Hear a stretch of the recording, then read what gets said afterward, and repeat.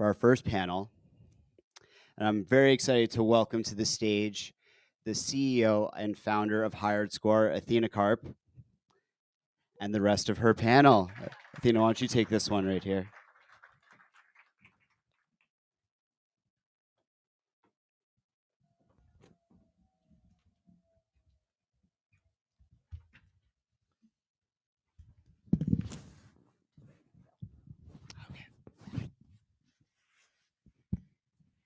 All right, while we wait for Bill, why don't we do intros? Honored and very excited for this topic. And we have a really amazing group. I know these two incredible speakers personally who will give us fascinating sides of this discussion in how are we actually leveraging AI in future of work today. Lauren will give us a lot of insights into what companies are doing, as well as what the general public says about what we're all doing. And then we'll have Bill to also give us insights across the spectrum of companies. So without further ado, if each of our panelists can introduce themselves, we'll start with you, Obed. Sure. My name is Obed Louissant. I'm going to be using generative AI to answer questions today. So I'm the Chief People Officer over at Aptiv. We're an automobile supplier as well as scaling into other adjacent industries, really focused around the software-defined vehicle. I'm Lauren Weber. I am a reporter at the Wall Street Journal, and I write about workplace and employment issues, which is a very broad beat, and I have written a few stories about AI, so I would not by any means call myself an expert. Awesome. Well, all right. So we have a number of questions and not a lot of time. So I will just kick off because we've got our experts here. And Obed actually came from IBM for this first question, and I know we have some IBM in the house. But in May, IBM announced that 7,800 jobs would be put on hold as they evaluate the impact of AI on those jobs, specifically mentioning the HR function and the finance function.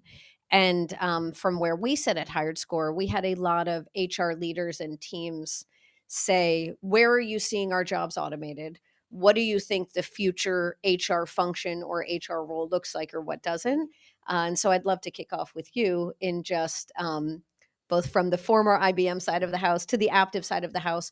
How are you seeing the dialogue either at your previous employer or where you are now progress in terms of what jobs are changing, how they're changing? And Bill is just arriving before Obed's put on the spot to give us his intro.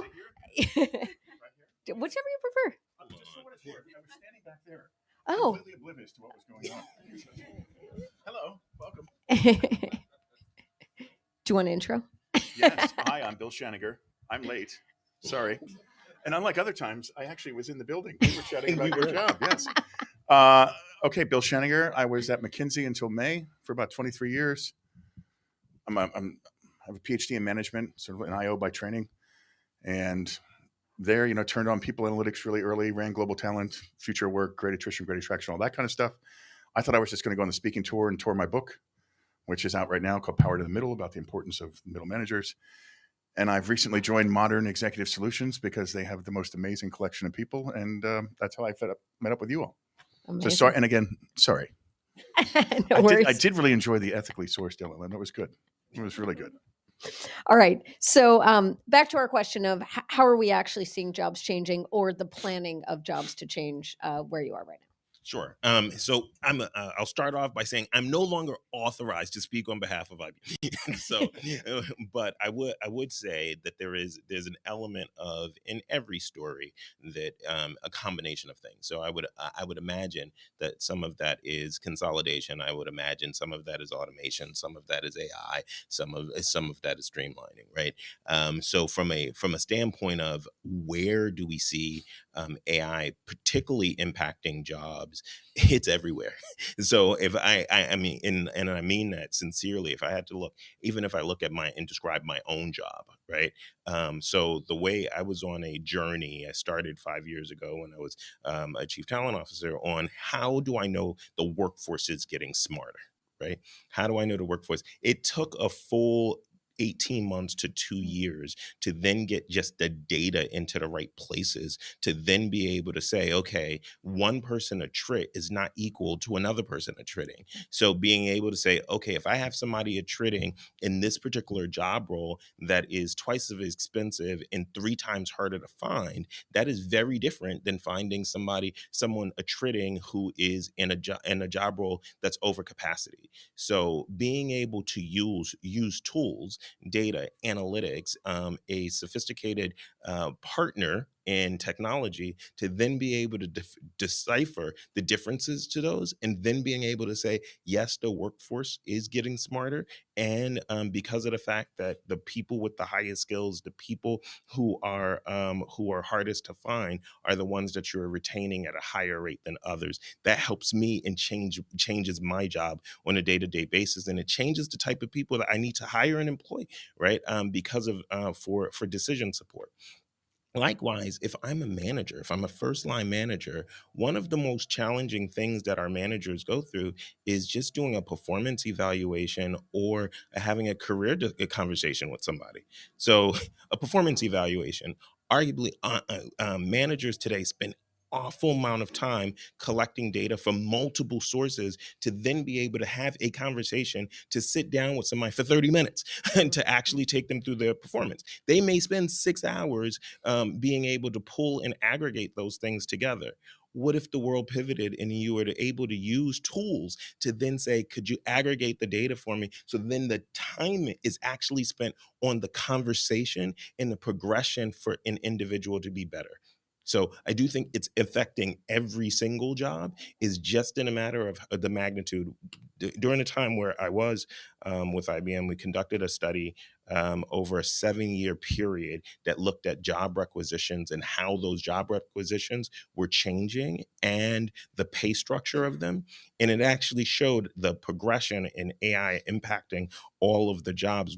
It started about 10 years ago, but it's really starting to scale faster and faster now. So in the last quarter, the number of jobs that required AI on LinkedIn went up almost twofold. Now, the number's small. It went from like 8% to 16%, but at the same time, you see this pace or the velocity is significant. Yeah. Tease us up perfectly for another question we're going to ask, which is, how do we think about productizing the HR function and human capital management generally, which I think is a great foray, maybe Bill, into, you get to see, or McKinsey, you got to, and now across many different companies, across multiple industries, across job seniority types, across geographies. Are you seeing certain trends of where job change, I think to Obed's point, are jobs changing faster than ever before in certain domains or certain areas? And I think especially Wagner's data point on call center, I think it was the call center employees, the 2-month employee performing at a 6-month employee level overnight, of exactly where those pockets of job automation or change are happening. Yeah, well, thank you for the question. Yeah, I'll tell you, the benefit of going around and doing a bunch of speaking and spending a bunch of time where people pay you for your opinion, you get to engage in what they do, is you get to see a lot. However, if you do it for a long time, you also get to see a lot over a long time. 5 years ago, pre-COVID, we were asking the same question about rise of the robots and automation when we were looking at future work and the impact on workforce, and workplace. 5 years before that, we were talking about machine learning and talking about quantitative analysis and how that was going to change things. 23 years ago, we were convinced that the world was going to stop because the clock turned to 2000. My only point about that is we seem determined to find the next apocalyptic thing that's going to take all of our jobs. I mean, I like yesterday, I remember doing an interview on BBC where they're like, so surely companies should pay employees when the robots take their jobs. It's a wonderful way of asking closed-ended questions, right? I was like, no, that's not really what I said. My point about that is that I think it's the very nature of innovation and progress that we see an apocalyptic outcome, because there's a little bit of fear about how it will work out. But here's the but, and the rather important but. In particular with this right now, I think we are exposed to garbage in and garbage out. If you've done a lousy job knowing what you know, if you've done a lousy job with your routine information, your routine knowledge management, any model you build and or test on will be garbage. including onboarding that could be personalized, and it's wrong. So, we used to laugh and say the salve for a bad operating model was a good culture. We've now gone through 3 years of where we don't onboard people in person, or very few of them. We tend not to have as many face-to-face opportunities to express the code, the speak, the sort of inside who do you call to figure out. So in that absence, the use case is wonderful for generative AI being able to go, hey, for where you are, this is how you should think about it. But it all depends on you actually know what you know.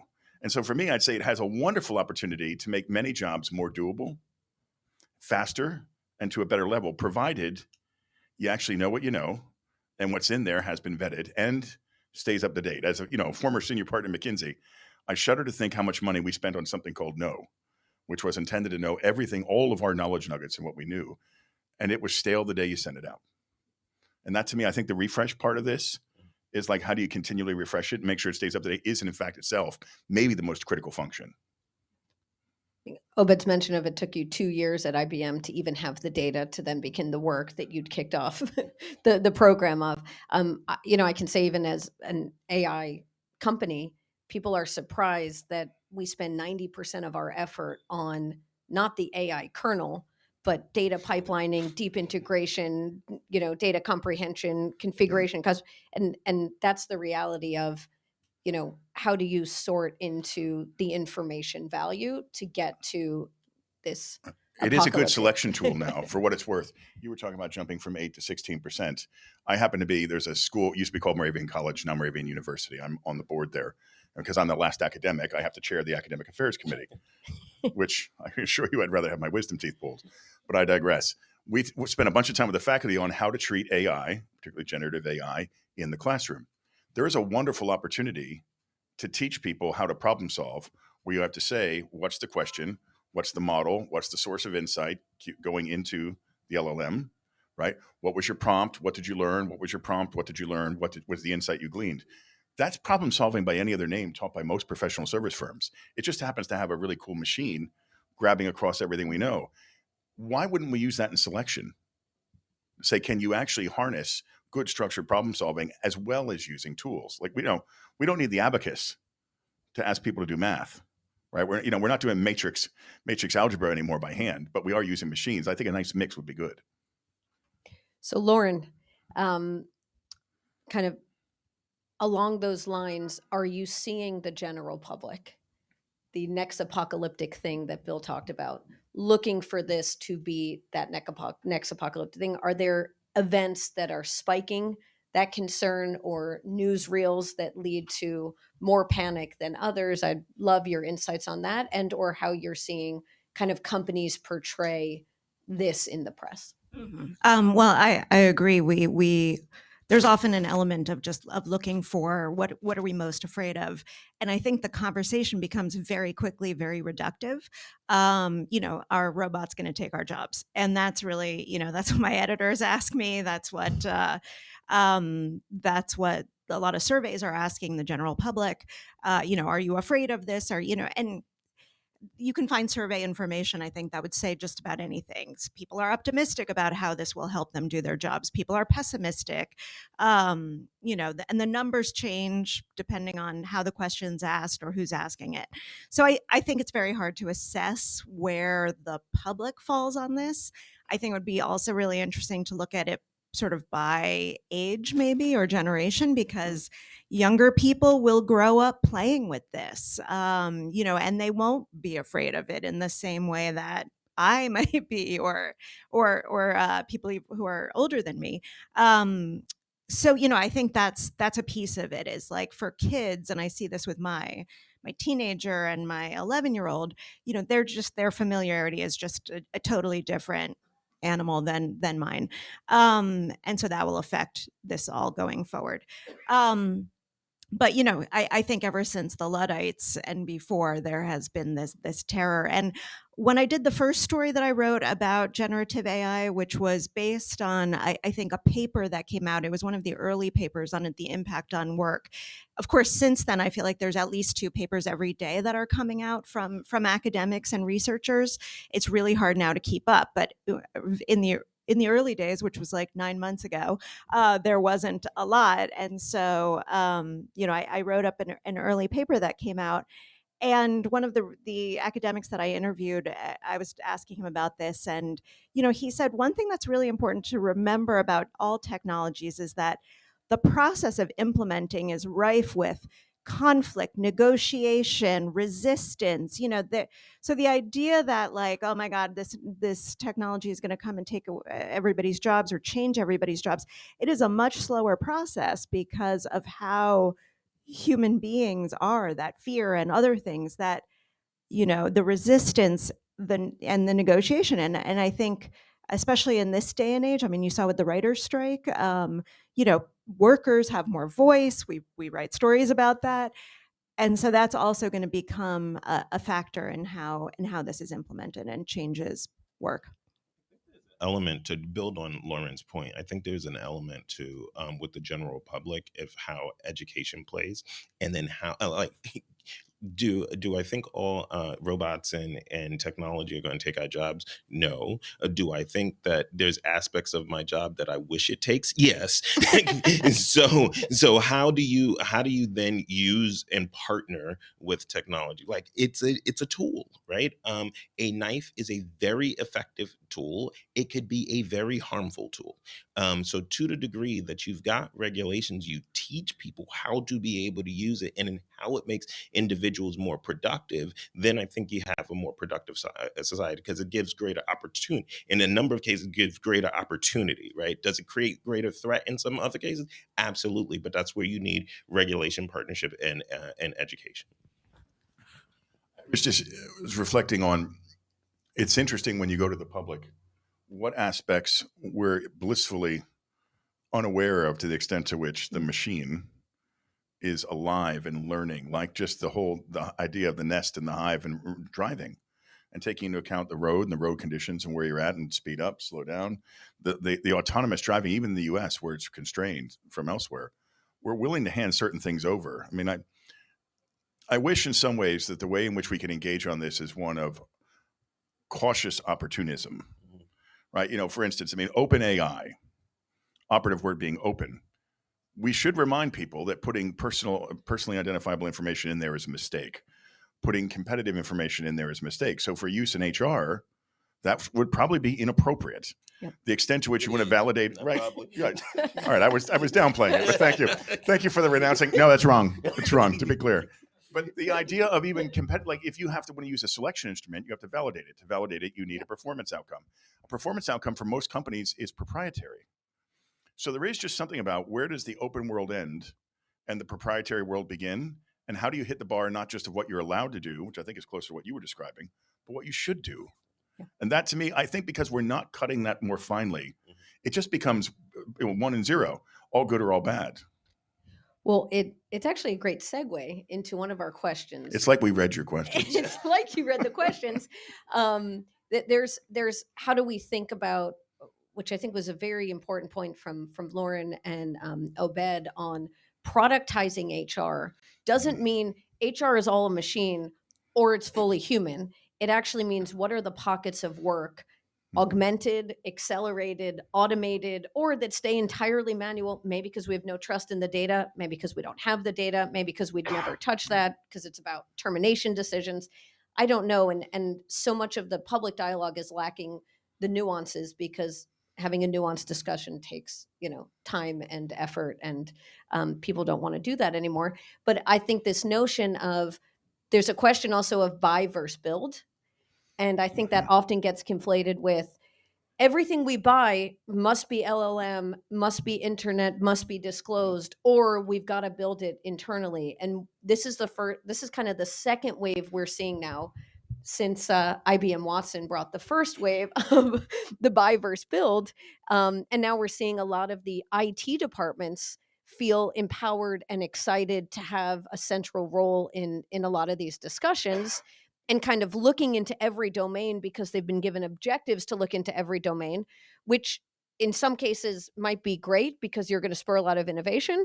And in other cases, I'd love to hear each of your thoughts on, how do we think about this buy versus build, or, it's open AI or it's nothing. kind of dialogue? Happy to start. I think there's an element where it was a force from buy to build, right? So if you referenced early days of Watson, where it was a lot of it was proprietary, and then and then the strategy moved to a platform to then allow services to then be built, and then so as a result, you can then it gives the freedom and the flexibility to innovate, and then the best will then be able to strive or survive. And then so I do think that was a conscious movement, right?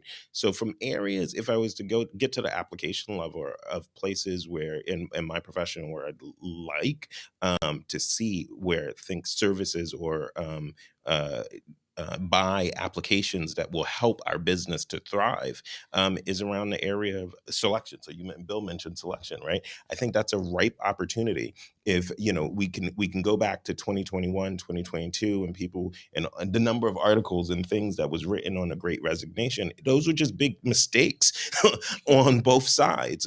Individuals who were running from company to company, organizations who were shifting from person to person, and it put a lot of people in the wrong places. As a result, you saw a number of boomerangs. As a result, you saw labor costs go up for companies. You saw productivity go down. So in areas where we can help to select, whether you're an individual to say, where's the place that I'm going to thrive? And for an organization of how do I stop making bad decisions or go shopping when I'm hungry? So I do think that that's a ripe area. And then when I say selection, a lot of times we first go to hiring, but within an organization, there are tons of times when we're making selection decisions. Who comes in, who we promote, who we send to learning events, who we put through accelerated development programs, who we decide to exit, right? Mm-hmm. So all of those are critical decisions where we could be better served or and get support, and actually would accelerate progress and accelerate innovation. Yeah, but look, selection's near and dear to my heart, just because I think it's literally, there's probably no bigger choice you make than who gets to come in, who gets to lead people on your behalf, who's asked to leave, et cetera. Right? And so let's just draw a line under that, of course. I think nothing more important. I would tell you in terms of the productization, and I was thinking about this, I do think things that are open source are often a race to the bottom because you've made it open source, and another from a strategic standpoint, right? So I do think it ought to be, well, what do you have to be great at? Mm-hmm. And if the navigating this, the algo and what's underneath it and the access to it is not what you have to be great at, then who cares, right? Use what's free and to make it work. To the extent to which you need it to be proprietary because you have some special sauce, then I'd be cautious about it and think about, you only have so many investment dollars, right? You have people and money. You got to figure out where you're putting it. You probably can't be great at anything. I'd ask people to reflect maybe 5 years ago when we were thinking about the early days of data science. In many cases, we became fascinated with data scientists, not necessarily data engineers. And, it's like the classic thing of if someone says to you, I've discovered this amazing thing. Every time we sell ice cream, we sell asphalt. Well, that's great. You didn't model temperature. Do you know why the data scientists didn't do that? Because they're not an expert in that. It's not their job. And so I still think most companies, when they're using this, need to know who's the person who gets the relationship, like particularly a good IO or a good talent professional about what matters, what should you really, regress on, then who gets access and thinks about manipulating the data. And in many cases, particularly now in the world we're talking about, good data engineers, where the lake that you have seems insurmountable. I got to pull from here. I got to pull from there. That API is getting closed off. What's my redundancy? Those skills, I think, are massive. Now you start thinking about these multiple talent pools. You can't buy them all. And that to me is the interesting choice, right? When it really is one of what are your critical roles where you have to be all world at because of your strategy versus where you just have to be good enough and you might as well just buy it. Yeah. I don't know that I can speak to the buy versus build question so much because I don't make any decisions in my workplace like that. But I will say I think one of the really key questions with AI and work is what happens to the jobs that are left. So okay, we know that it will take. All of our jobs will be transformed. I imagine at some point I'll be more of an editor and fact checker, and I'll do the interviews. I probably won't write my first drafts, eventually, probably before too long. But if every job gets transformed, what happens to the job that's left? And I think about the call center workers. Everybody talks about call center workers because it's very quantifiable. There's a lot of academic research about call centers. And so okay, you can save all these hours. What's left of the job that the human does? Often, okay, so they're going to be doing the more challenging calls. They're going to deal with the more emotional callers, the more angry callers and upset callers. Is that person now going to be paid more? What is the benefit for them in doing a more complex job? And so I think that's something employers really, really need to be thinking about. How do you, as you automate, how do you make the job that remains better for the person in the job?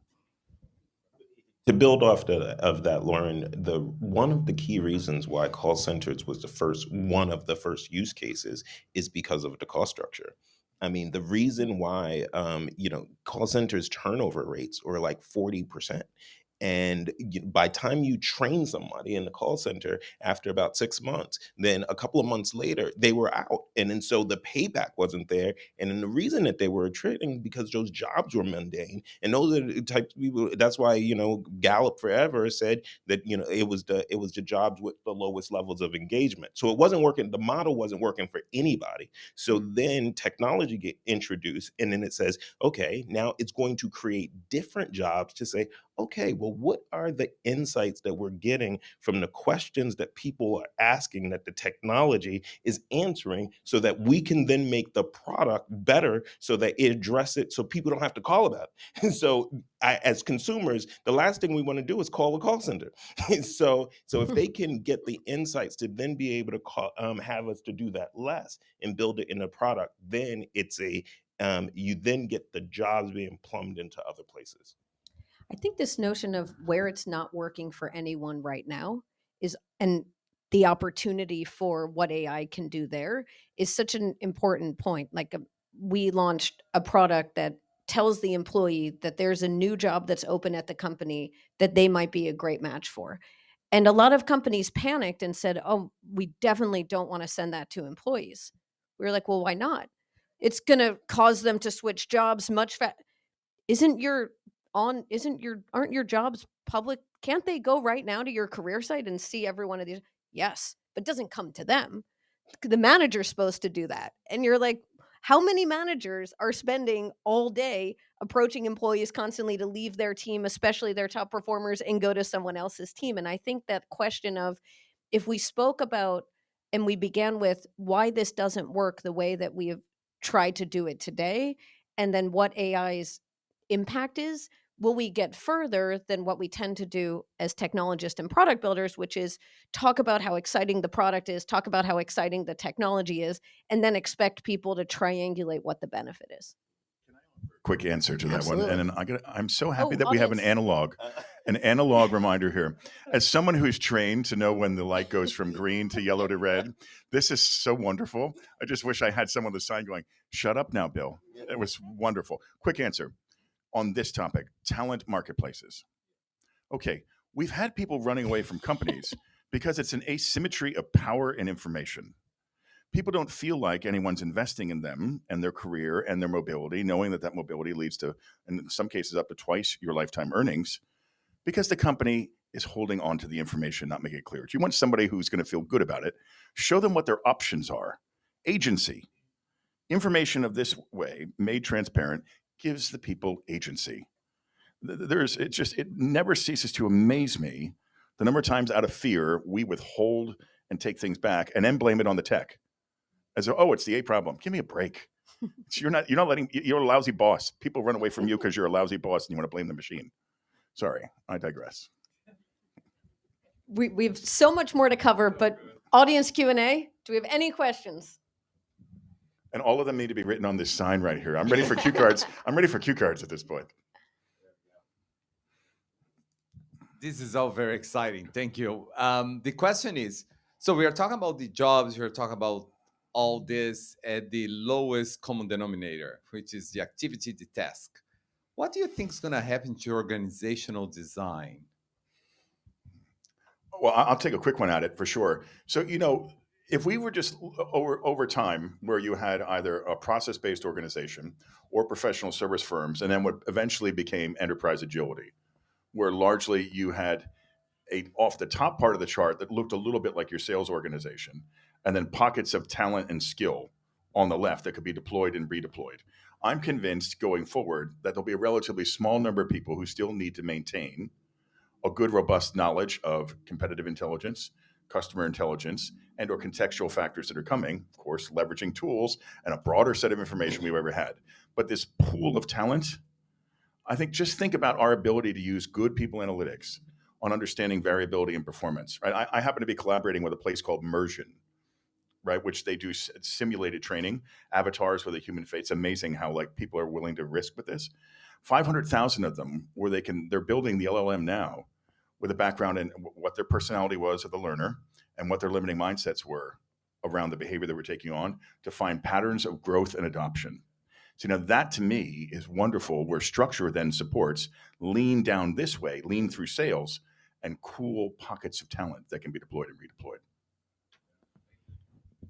One additional thought is I think it will flatten organizations and change where buying happens.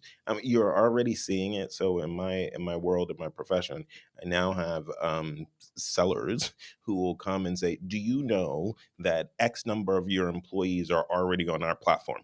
Right. So from what used to be a buying pattern where you commission a study, put our RFP and then say da da da da da, and then 6 months later you make a decision. You now have the data that's being come to you because the tools have been democratized in the build world, right? That is happening to CIOs. That's happening to heads of all of the lines of business in a different way. So I do think it will flatten the organization and accelerate decision making. So while I don't think massive reductions of workforce, but how decisions get made and how flat it is going to be something that will significantly change our designs. I wonder what happens to the career ladder here. Because, like, for example, I wrote about law firms and all these tools now being offered to law firms. I'm sure Adam can speak to that. And one person I spoke to was like, he develops AI tools for law firms, so he has an interest in this. But he said, when I was a junior lawyer, what I'm creating right now can do 90% of what I did when I was a junior lawyer. Okay, so maybe law firms will have far fewer junior lawyers, but how do you then develop the people who become the senior lawyers? And whose skills have to be very different. They're doing business development, they're doing, they're really like the judgment and the management and all that. So I do worry about what happens when those lower and middle rungs of people kind of get emptied out a little bit by some of what the tools can do. I think just to close, it actually connects to a lot.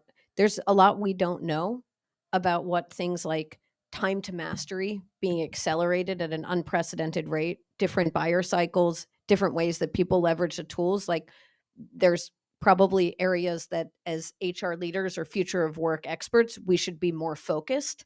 Like how do we help people that wouldn't otherwise know be as prepared as possible? And then there's places where we have to just understand that there's business opportunity and there's people opportunity, and the compared to what is model doesn't work anyway today. And that's probably a good place to be experimenting. So thank you all so much for joining. Thank you, panelists.